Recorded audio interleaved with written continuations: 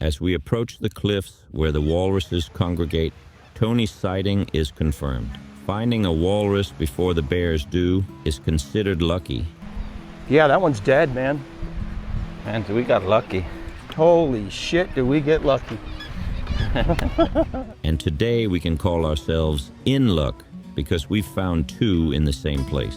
This is pretty rare. What we did is we came down to look at these live ones, but in the process we happened to locate two dead ones, and so we're going to use a chainsaw and an axe and remove the skull on this one here, and also go for the oosik, which is the penis bone of a walrus, which the walruses, for their size, have the largest penis of any mammal, and these are marine mammals.